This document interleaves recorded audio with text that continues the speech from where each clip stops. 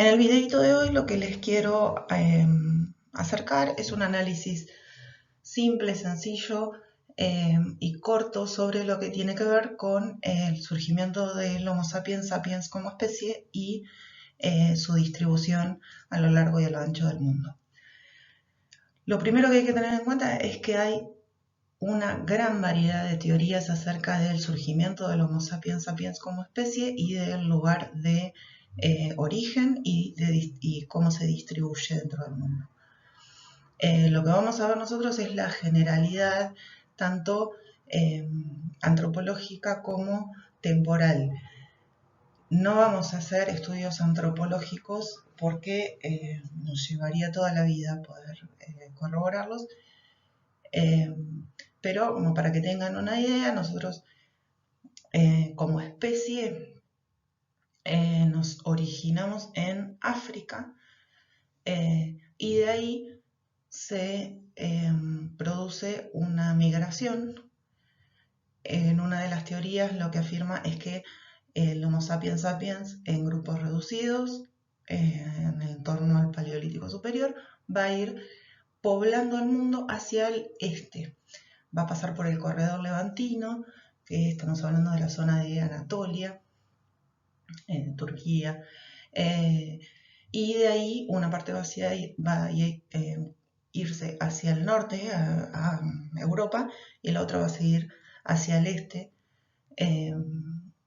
hacia la zona de la India. Oceanía también lo va a poblar. Hay quienes dicen que también va a cruzar por ese lado a América.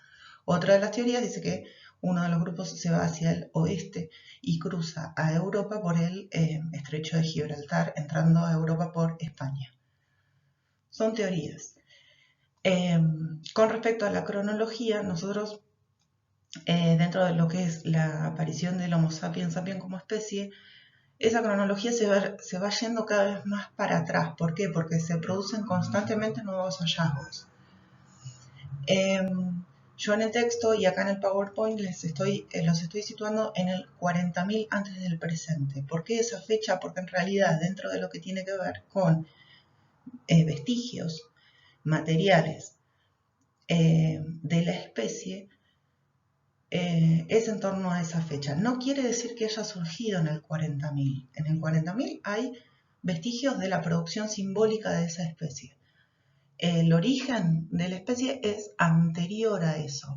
Hay teorías que lo posicionan dentro del 80.000, otras que se van más atrás. Hay teorías que dicen que alrededor del entre el 100.000 y el 150.000 surge el Homo sapiens sapiens, que sería como una versión arcaica de nosotros. Pero bueno, son cronologías distintas. Tengan en cuenta que el 40.000 es una fecha para 40.000 antes del presente. Estaríamos hablando de 38.000 antes de Cristo, para que se den una idea de cronologías. Tengan en cuenta que el Homo sapiens sapiens de esas fechas, del 80.000, del 40.000 antes del presente, es exactamente igual a nosotros. Lo que se genera en ese Homo sapiens sapiens es la capacidad de simbolización. Y eso es lo que nos diferencia de otras especies, como por ejemplo el Homo erectus o el Neandertal, para que se sitúen. Bien, ahí tienen una línea histórica trabajadita. Ustedes piensen que toda la parte de la prehistoria también va a estar dividido, porque la prehistoria no va a terminar con el neolítico, sino que va a seguir, pero nosotros la vamos a arrancar en el Paleolítico Superior con la aparición del Homo sapiens sapiens y una economía basada en la caza, recolección y sobre todo en el carroñeo. Se trata de bandas reducidas y nómades. Piensen todo este contexto como un momento en donde están en África. Lo que hay presente es megafauna, son animales muy grandes a los que se caza, cuando se los caza y no se los encuentra muertos, en bandas, porque no se puede trabajar en solitario. Por lo general, ¿por qué les digo lo de encontrarlo muerto? Porque En esta época se sabe que se aprovechaba lo que se encontraba. Cazar un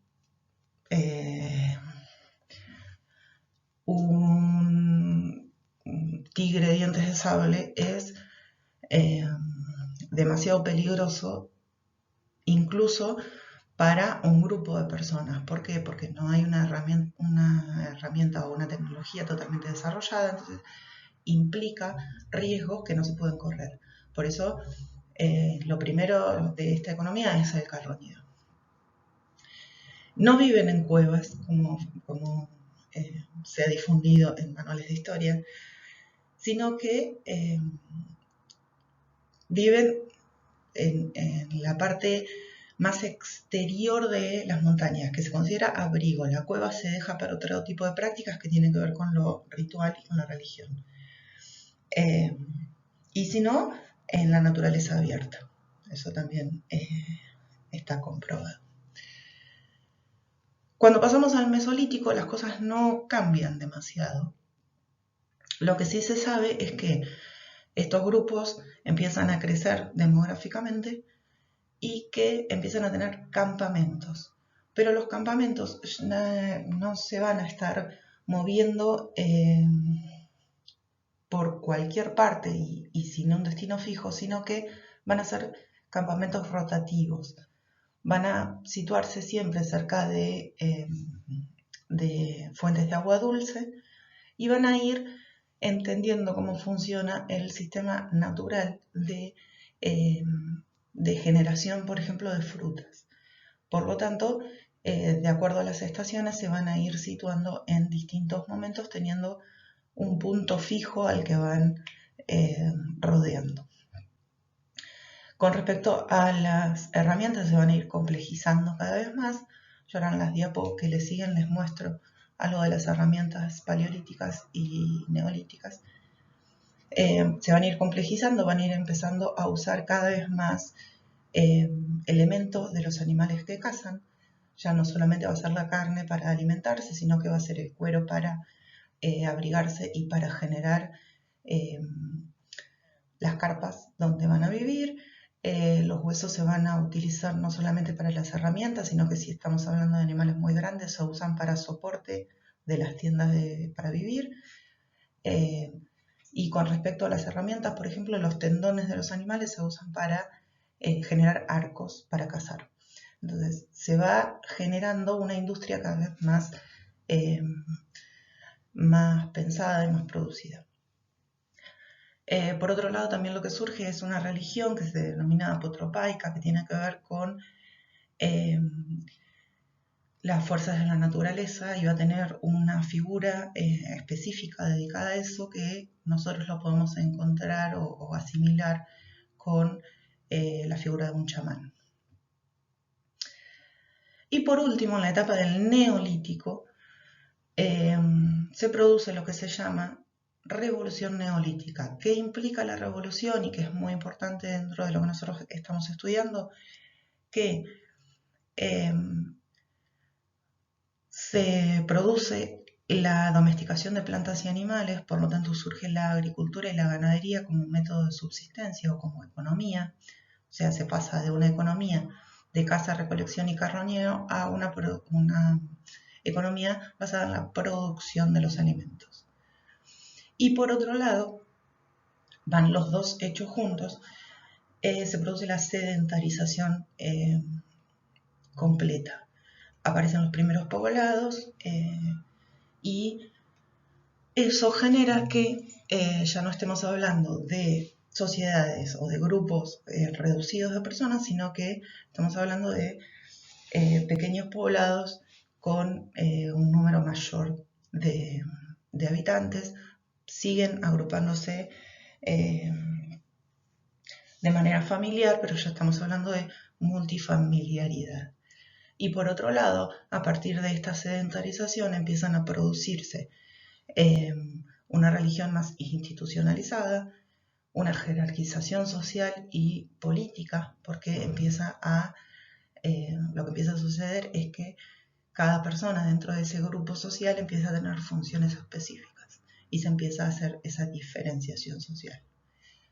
Por otro lado, con respecto a lo industrial, se produce una industria alfarera que tiene que ver con la producción cerámica y la industria textil. Yo ahora lo que les voy a mostrar es la cerámica, que es la que ha sobrevivido. La industria textil tiene que ver con el tejido, sobre todo de productos orgánicos, que con el paso del tiempo se va desintegrando. Lo que les muestro en este mapa es justamente cómo, si van siguiendo las flechas, cómo se va registrando ese poblamiento del mundo desde el origen africano del Homo sapiens. En este caso estaba mostrando los homínidos africanos y cómo se van a ir mezclando, pero si ustedes siguen las flechas es aproximadamente lo que se supone que hizo el Homo sapiens sapiens. En esta diapo lo que tienen son las distintas herramientas que nosotros podemos hacer, que podemos analizar con respecto a la industria lítica. Tienen un montón de nombres, no le presten demasiada atención porque si no se van a mezclar innecesariamente. Piensen que las piedras más toscas que ven ahí, las menos trabajadas, son de los primeros periodos, o sea, del Paleolítico. A medida que se va afinando o se va conociendo la técnica de cómo trabajar las piedras, se van a ir complejizando. Fíjense cómo van a ir cambiando hasta llegar al Neolítico con los arpones, con las hojas bifaz, o sea, que de los dos lados de la cara tiene filo, con las flechas que tienen filo no solamente de un lado, sino que estamos con los 4 bordes o con las 4 líneas afiladas.